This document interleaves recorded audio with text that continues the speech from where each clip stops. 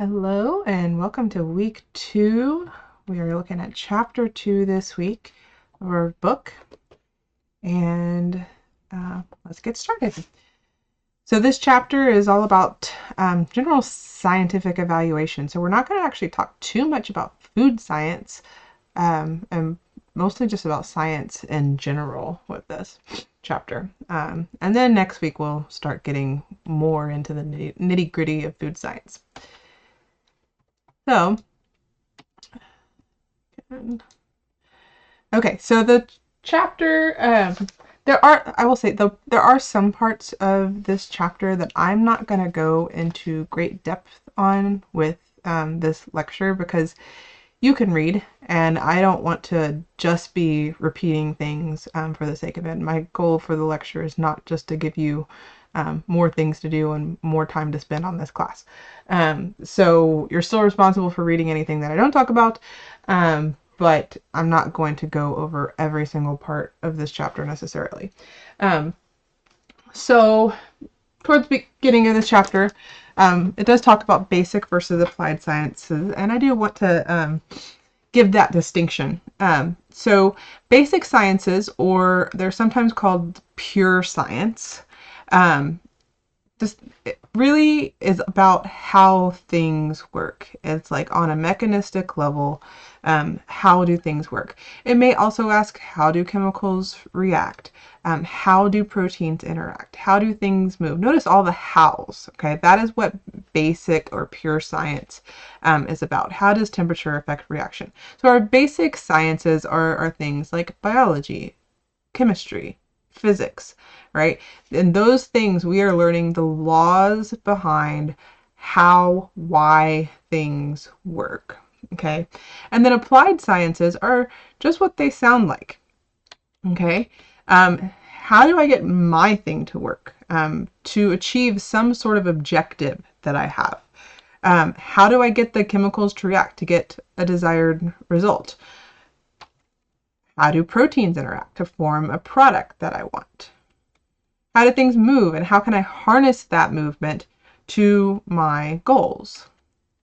And then how does temperature affect the reactions I'm trying to achieve or avoid? Now, this list is not comprehensive at all. The key thing with the applied is that there is some kind of goal that we're after, okay? How do I get my thing to work? How do I get this result? How do I get a product that I want? How can I use something to further my goals? So examples in the pictures above for the applied sciences would be food science is definitely an applied science. Sending a rocket into space, knowing how to do that. Civil engineering is applied. And I will say too, they work in tandem. You have to have an understanding of some of that basic science to do the applied sciences. I have to have an understanding of some biology, some chemistry to do food science, and also some physics.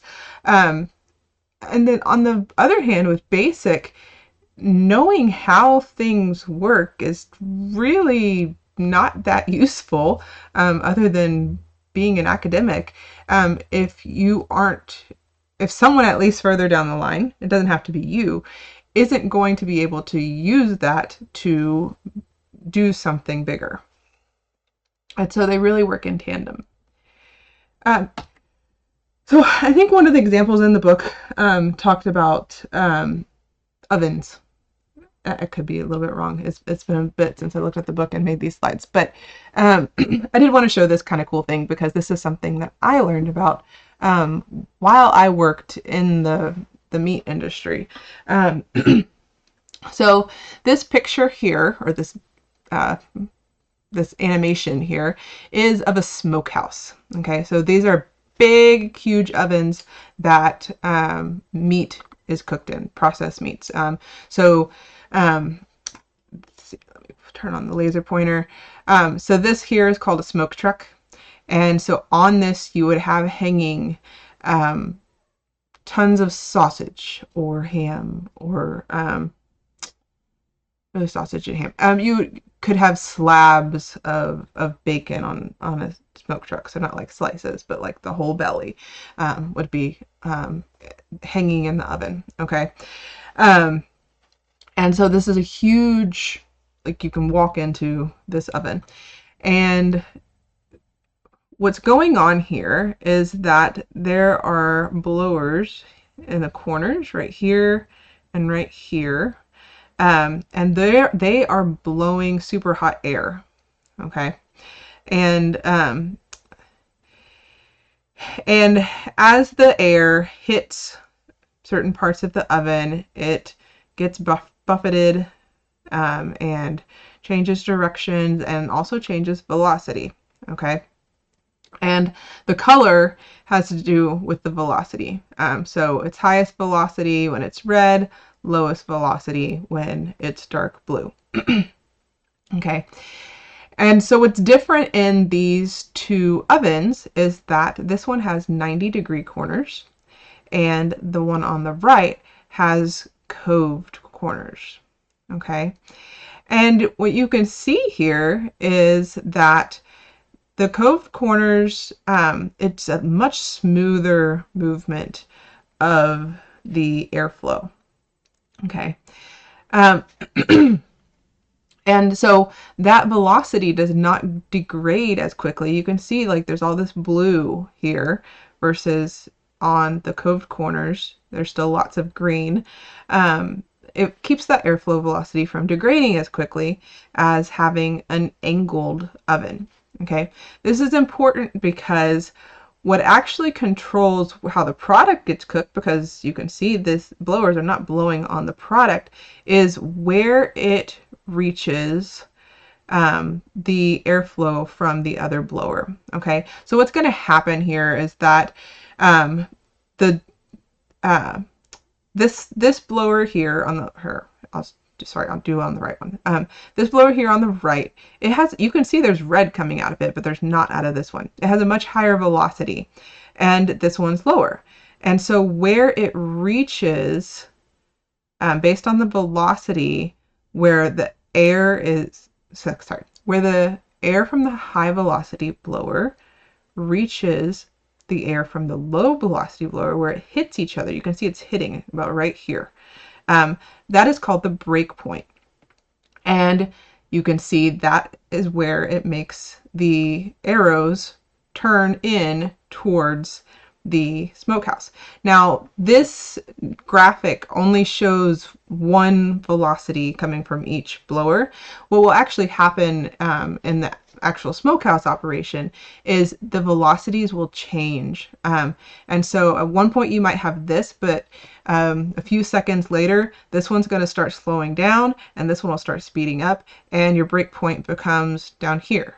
And this will slow down some more, this one will speed up some more, your break point becomes right here, etc., etc. And so you end up cooking all of it evenly that way. Okay. With the coved corners, we have much more control. You see that here, these arrows are kind of all over the place. There's a degradation of the velocity, so it's hitting at a different spot. Okay, they started out with the same velocity here and here, and here and here, but it's hitting lower in the oven and kind of going all over the place. Versus here, there's much more control over where that's hitting. Okay.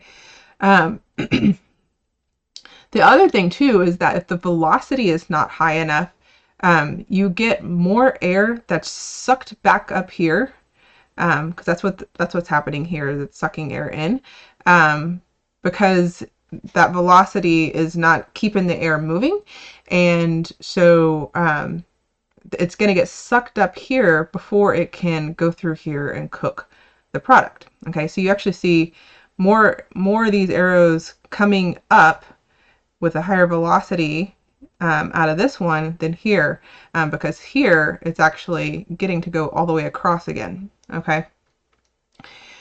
So the stronger the airflow velocity, the stronger the break point, and the break point is the place in the oven where the high velocity airflow and the low velocity airflow collide and move across the oven truck.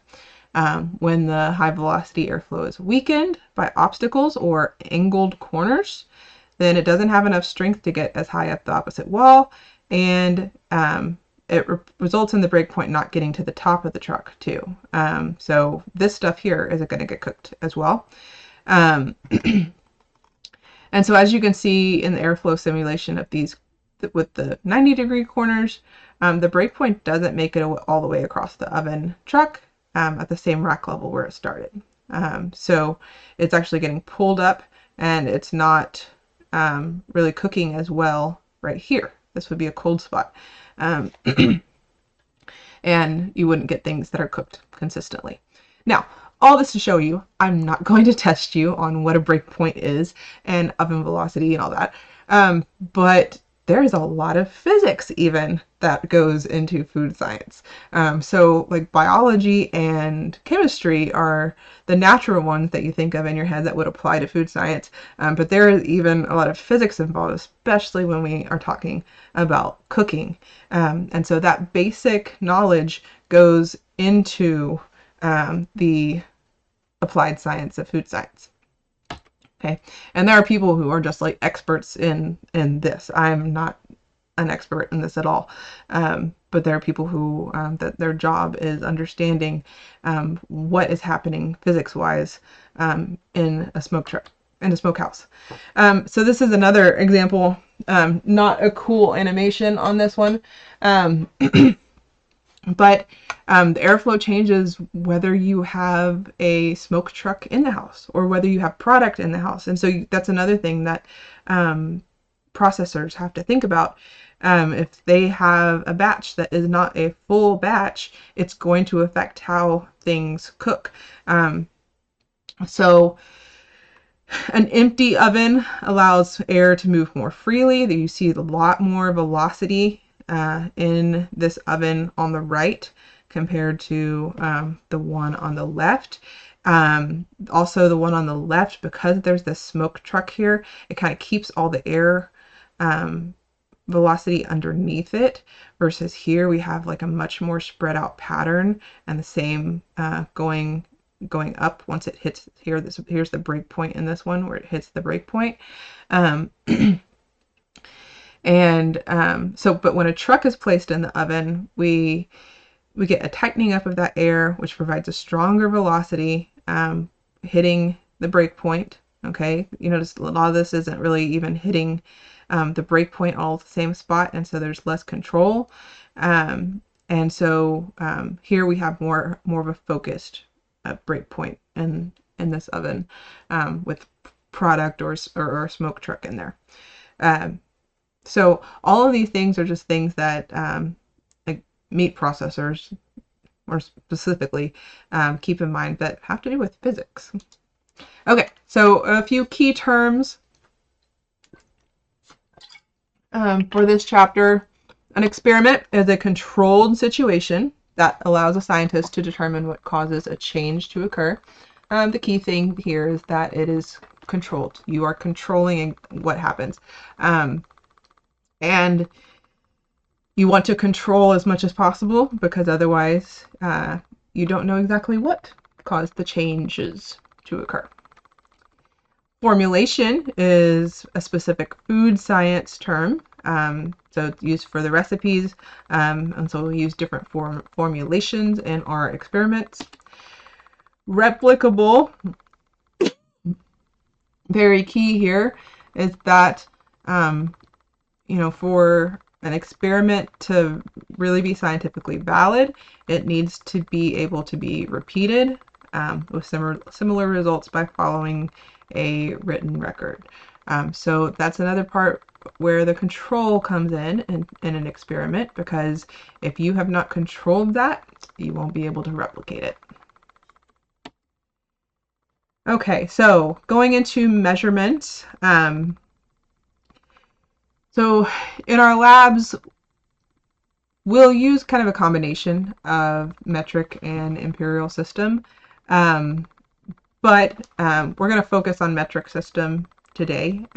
This is the more standard science units. And so mass, measure is the measure of quantity of matter. So mass is not weight. So if you look at, well here, so weight equals mass times gravity, okay? Or the gravitational pull, okay? So I'm sure a lot of you know this by this point in your academic careers, but our weight is different depending on what planet you're on, or an object is on. Okay, so we have this example here where we have a mass object that is 1 kilogram. On Earth, that gravitational pull is 9.81 meters per square second. That is a unit of acceleration. Okay, and and then on Mars, that gravitational pull is 3.72 meters per square second. Okay, and so then the weight here, it's measured in newtons. Okay, newtons is a measure of force, and it's mass times acceleration. Well, and the acceleration in this case is the gravity, right? And so this is how we get here, weight equals mass times gravity. So the weight of this 1 kilogram object would be 9.81 newtons on Earth and 3.72 newtons on Mars. Okay. So key thing being weight and mass are not the same. But you say, my scale can measure my weight in both kilograms and pounds. So how are they not the same thing?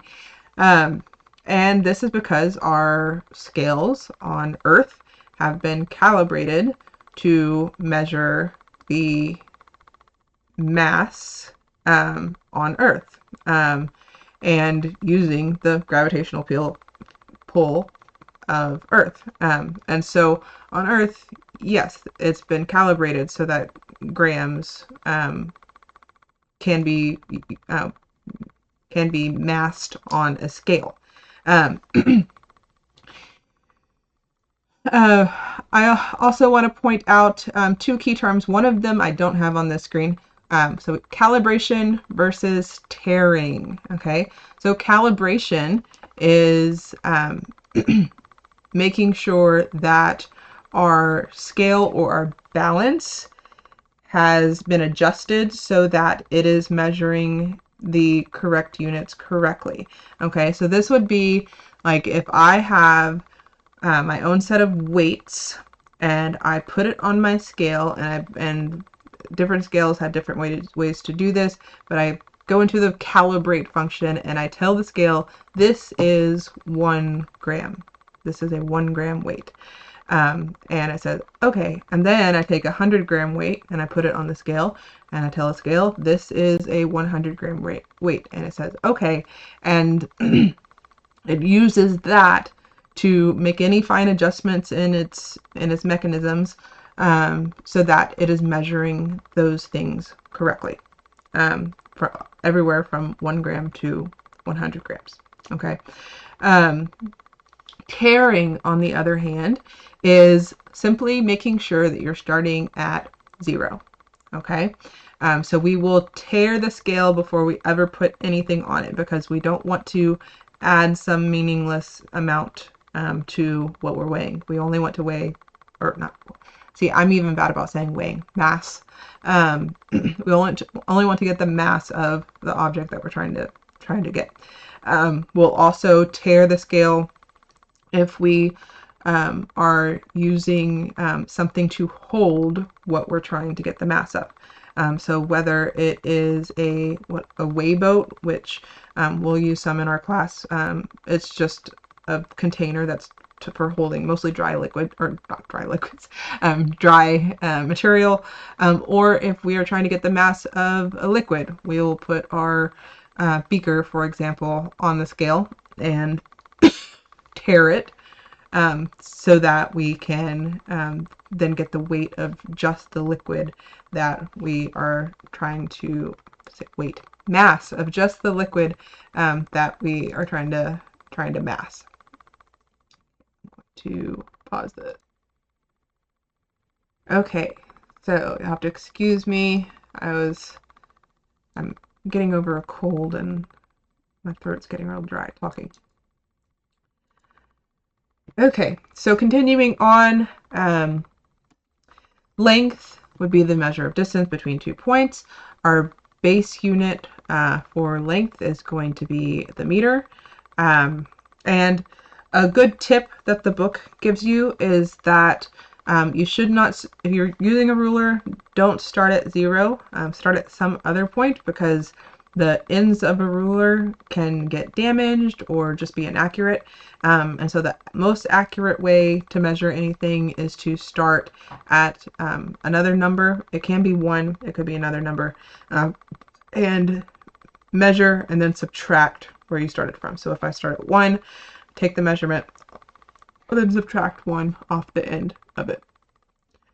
And then volume is the measure of the amount of space occupied by an object, and our base metric unit for that is going to be liter. Now I'm using the term base unit.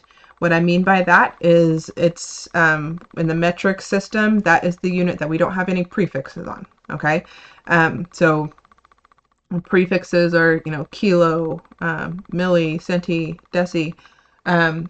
All of those are on in table 2-3 in your book, which is page 34. I would expect y'all to know those. So table 2-3, page 34. Know that table. The ones that are starred, hecto and deca, it says these units are not used in this text. Don't worry about those. But everything else you should know. We're going to be using a lot of that pretty often. Okay. I will also point out the base units here, not the same thing as SI units. So SI units are, our international units for science, and those are slightly different. So the SI unit for mass, for example, is the kilogram, not the gram. SI unit for length is going to be the meter, so that's the same. But for volume, it's actually the cubic meter, because you can get the volume based on the lengths of the object, and it's the cubic lengths. So there is no official unit actually for volume, but it's derived from length, and so therefore the SI measurement for volume would be cubic meters. Okay, so talking a little bit more about volume here, I'm going to go through a lot of lab equipment that we're going to be using for volume in our class. So here is a beaker. You'll have lots of familiarity with these. So beakers, you can measure volume, but it is not very accurate at all. We might use it to measure volume if the accuracy is not important. So I might say measure out approximately 200 milliliters of water, and that basically is saying, okay, we're not worried too much about accuracy. Accuracy isn't going to affect this lab experiment, but we just need about 200, for example. Okay. The next one here is an Erlenmeyer flask. It has about the same accuracy as a beaker. The reason we would use an Erlenmeyer flask instead of a beaker is that it is nice to keep liquids from spilling, especially if you're wanting to do some mixing by hand. You can hold the Erlenmeyer flask up at the top and just swirl, and not worry about any of those contents splashing out. We'll also have a lot of use of graduated cylinders. So graduated cylinders are going to be our most commonly used, most accurate method of measurement. And you've probably learned this before, but with a graduated cylinder especially, we are looking for a meniscus. So a meniscus is this curved line where the liquid is kind of grabbing onto the edges of the glass. And so when we measure something using a graduated cylinder, we're going to be looking for the bottom of the meniscus to determine what that measurement is. So this particular one is right at 20 milliliters because this line that's right here is the 20 milliliter line and the bottom of the meniscus is touching it. Okay, this fancy thing here is called a burette. And a burette is real different because it actually starts with 0 up at the top.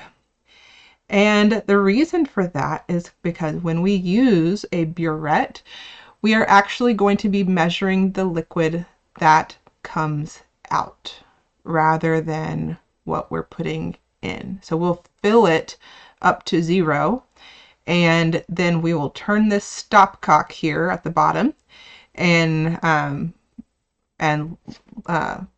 it will release the liquid that's inside, and then we'll turn the stopcock back off, either when we've achieved a certain result or if once we have released the amount of liquid that we are wanting to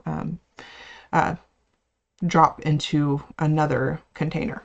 Okay, so burette, and we'll use those in probably we have just one, and we'll probably just use it in one lab this year. Okay, so then final units of measurement would be time. The SI unit for time is the second, and temperature. The unit for this course that we'll be using is Celsius, and the SI unit for temperature is Kelvin, which would kind of be a crazy unit to use for this class for food science because it's not commonly used and the numbers are big. Okay. So units are imperative. If you're in my chemistry class, you have heard this before. So units are part of the number. Okay, if you're missing a unit, then the answer is wrong. Okay, this is because units have value. A centimeter has a value. A gram has a value. Okay, a centimeter means it's this long. Okay, and this length, it has a value. It means something. Okay, this length versus an inch, this length are very, very different. So not only is it telling us what we're measuring, but there is an actual value to it. Okay, so it's twofold. It's what you're measuring and what the value is. Okay, so what I just said. So without units, numbers are meaningless. You know, you could be 11 kilograms, you could be 11 centimeters. I have no idea. And so key thing in my class, units are important. We don't have a whole lot of calculation problems compared to chemistry, but if we have them and you don't include units, the answer's wrong. Okay, scientific method. So we'll go through this. I have a silly example for you going through the whole scientific method and some extra discussion. Okay, so first part of the scientific method is to ask questions. So here, our fun question is going to be, what's the relationship between beans, eating beans, and gas? Okay, so our problem is that some people seem to get bad gas when they eat beans, and we'd like to see if we can develop something that prevents that. Okay, so then we're going to conduct research. Okay, hold on. Okay, define the problem. Okay, so define the problem. Question. We ask questions. We define the problem. Now we're going to conduct some research. We're going to find all the relevant research around intestinal upset, gas, and bean consumption. Okay, has this question already been answered? Is there an angle that hasn't been explored? Let's assume we still don't have an answer after we do that. Okay, so conduct research does not mean what kind of in layperson's, like, conducting research, well, that's like doing the experiments, right? No. So in this scientific method, conducting research, I inserted the word background there because that's really what it is. It's doing some digging, looking into scientific literature, doing some Googling, like, has this problem been researched, addressed before? Okay. Just learning all you can about your whether the problem has been looked at before, and also what it is you're trying to measure. All right, I want to learn something about beans before I think of a way to measure this. Okay, so then once we've conducted that research, now we have enough education that we can give an educated guess.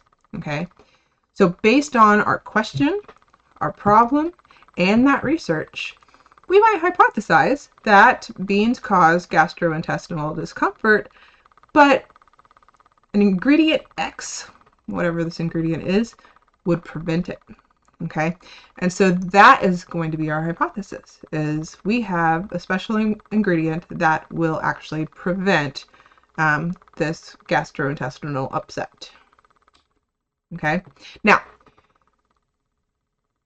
take a little detour here, and we're going to talk about hypothesis, what a hypothesis is versus a theory versus a law.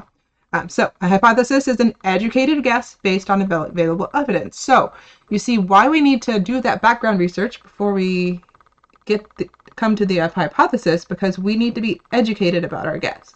Okay, and that education comes from that background research that we did. Okay, another way to term a hypothesis is a possible solution. So then a theory, in common language, the word theory is very different from scientific language. Okay, so in common language, when you say, I have a theory that it's actually more like a hypothesis. Okay, but in scientific language, a theory is an established explanation that accounts for known facts or phenomena. Okay, so a theory attempts to explain how something happens, how or why. Okay, it is generally made up of many proven statements. So it takes a lot of data into consideration. However, theories are not set in stone, okay, as most science isn't. It can be subject to change. Sometimes it's just minor changes to the theory, but it's possible that a theory could be completely disproven if new research comes in and just disproves it. Okay, so an example of a theory would be germ theory. So back when Louis Pasteur was learning about bacteria, and he is one of the fathers of germ theory, the idea that germs cause illness, or bacteria cause illness. And that theory has been fairly proven to be true, right? And it's made up of a lot of evidence to this point. That bacteria, microorganisms do indeed cause illness. Okay, so then the third one is a law. A law is not a theory, and this definition that I have up here on the screen is different from the one that's in your book. I'm going to open up the one that is in your book and read that one. And then I'll tell you why mine is different. Okay, so in the book it says a law is a theory that is widely accepted as explaining and predicting phenomena in the same way under the same circumstances. Okay, so my problem with this is that laws are not theories. Okay, so I would prefer you to know this definition, not the one in your book, that it's a principle that can be used in predicting phenomena in the same way under the same circumstances. Okay. So the reason it is not a theory is that laws are very narrow. Theories are very broad. Okay. And in addition, theory, as I said before, theories attempt to explain the why or how that something happens. Okay.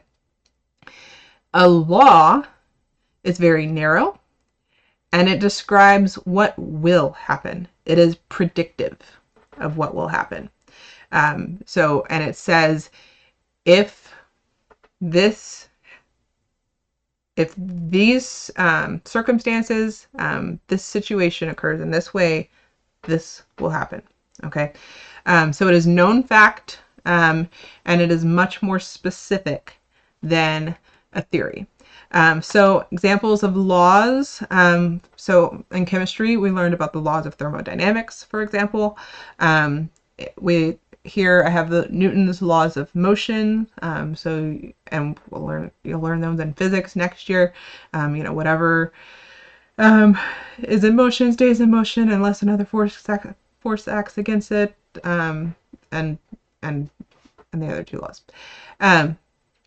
So hypothesis, theory, and law, all very different things. I'll also just kind of point out the theory, once again, it can be subject to change, and the science is not set. We should always be questioning. So in one of the videos that I have in the YouTube playlist for this week, they're optional videos, but one of them, they do mention the Big Bang Theory, okay? And there are many who would say that theory is not accurate, and that there are other explanations for how the Earth came into being, specifically creation theory, that the Earth came into being the way the Bible tells us, and there is evidence for that also, but the reason the Big Bang Theory is called a theory is because the bulk of the scientific community accepts that as the established explanation. Okay. And to them, not enough evidence has been presented that proves that otherwise. Okay.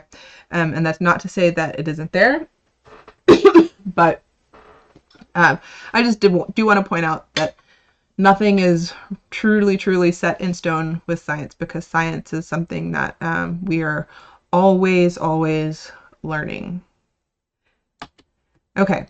So scientific method continued. Okay, so we've asked our question, we have stated our problem, we've done our background research, we have a hypothesis that our ingredient X is going to be the cure for bean gas. Okay, and now we need to design our experiment. So we are going to, within that design, we're going to have variables, which are, a variable is a factor that can be, or that is changed. So in my experiment, I'm going to have two variables. I'm going to have whether somebody eats beans and whether someone also eats a special ingredient X. Okay, so here on the left are the with X ingredient. Here on the right is without X. Up top is with beans, and bottom is without beans. Okay, so the variable is the factor that is changed. In this case, there are two factors. There are beans or no beans, and there's ingredient X or no ingredient X. And then the variation is each change that's made in an experiment. Okay, so within the beans or no beans variable, beans is one variation, no beans is another variation. Within the X ingredient variable, with X is one variation, without X is the other variation. Okay. Another key term here for experiments is the control. So a control is the standard against which you measure all changes. So the control in my bean experiment would be no beans with no ingredient X. Okay, so this is a person who has eaten no beans and also hasn't had my ingredient factoring into what's going on with their digestive system also.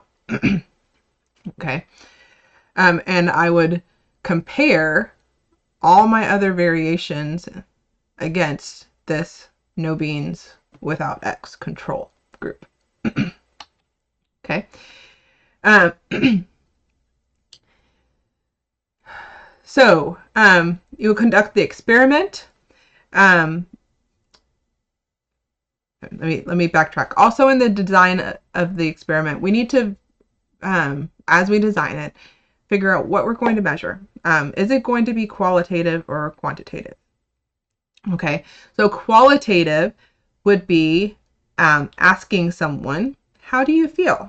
What level of gas do you think you have? What is this doing to your stomach? Quantitative would be actually doing something to measure the gas that the person has. So putting them in a chamber and measuring the gas that comes out. You can sometimes have a quantitative subjective measure. So on a level of 1 to 10, how do you feel your gas discomfort is? Okay, that's still quantitative, even though it is subjective. But a number is assigned to it. But both of those are the things that you need to think about. How exactly are you going to measure the changes? And you need to think about those in advance as you're designing it. Okay, so now we've designed everything. We have everything in place. We've recruited our people to test our bean ingredients. And now it's time to conduct our experiment. Okay, so we're going to collect, record, and organize the data. We're going to follow the same procedure every time. So we are going to keep things very controlled so that we reduce our experimental error, because any place where we don't have control can introduce error and make it harder to grasp the results that we're getting, because error leads to less clear results. Okay, we're going to record that data in detail. We're going to record anything interesting or relevant that happens in the experiment. Not only because it might be interesting to the results, but things that happen that we didn't plan might affect the results. And so we need to document those things. Okay, next we will evaluate the results. So we're going to look at our results. Okay, how many people experienced less gas after eating beans with ingredient X versus beans with no ingredient X? What about the degree of discomfort? How does this compare with our hypothesis? What might explain the results, especially if they weren't what we thought they were going to be? Do we have more questions when we're done with this experiment? Believe it or not, that is often the case. Is you end up with more questions once the experiment is completed, and so then you're on to your next experiment. Finally, we're going to report the results. We're going to construct a conclusion that analyzes and applies the data. So we're not only going to interpret what that data means, but now we decide, what are we going to do with it? What are our next steps? And so you will publish the results. Now, this might just be to your group. Like if you're working for a food company, you're just going to publish those results in a meeting with your board, for example. But you would still need to get it written and summarized. Okay. Come to what is your overall conclusion? What are your next steps? What are you going to do with the results? Okay, last slide here is interpreting research. So just want to go over some of the types of research studies. The most commonly thought of, and really what I've been describing to this point, is a randomized controlled trial. Okay, we are controlling as much as we can. We have a control treatment variation. We have different variables, and we are analyzing what happens when each variable is changed. Okay. Another type of research study is an epidemiological study. Okay. This type of study studies a human population, and that I don't mean the whole population of the world. A population can be a very succinct subset of the humans. So it could be only females over 65 that have had ovarian cancer. Just random example. And so you'll study them over time to identify patterns and trends. There are different types of epidemiological studies, and they have varying degrees of power and accuracy. Okay, so the most accurate epidemiological study is the randomized clinical study. Okay, so this is controlled as much as can be when you are working with people over time. Okay, so you have given one group one treatment, you give another group another treatment, and you watch them over time. Okay, so you have control over who has taken what. Okay, then the next type is a cohort study. With a cohort study, hold on a second. With a cohort study, you don't have control over which group received which treatment. They were exposed to something before you ever came in contact with them. But you know which group they were in based on whether they were exposed or not, or whether they have this in their diet or not, for example. And then you start watching them. So there's two types here. There's a prospective cohort. So with a prospective cohort, you know they've been exposed. You catch them and say, hey, be part of my study. And then you start watching them over time to see if, for example, they end up with a disease that you try to conclude came from that exposure. Okay, with the retrospective cohort, you actually don't get in contact with the participant until after they've had the exposure and they may or may not have the disease, and you are just asking them about their past. And so there's that. And then there's a case control study, which is up here at the top. You don't know if they've been exposed to something. You just know whether or not they have a disease. And then you'll start asking them questions about their past to find out, is there a commonality between the people who have the disease and don't have the disease. So epidemiological studies are most often about diseases. And from there, asking those questions, you try to develop an association between things that they were exposed to or they did that may have caused the disease or not. And then finally, there's cross-sectional studies. And so there you collect the exposure and the health effects information at the same time to uncover the association. So you don't necessarily have them divided up into groups before you start asking them questions. You don't know who has diseases or not. You just have a big group and you just ask them all these questions. So the studies with the most power are randomized controlled trials because this is highly controlled. Okay. This, you have no control. And people are very complex. Our diets are complex. Our lifestyles are complex. And there's other factors that can go into things too, like genetics, for example.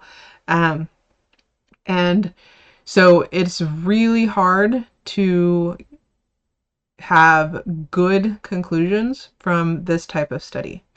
This type of study is better, much better than randomized controlled trial, or sorry, not as good as a randomized controlled trial, but much better than cross-sectional studies.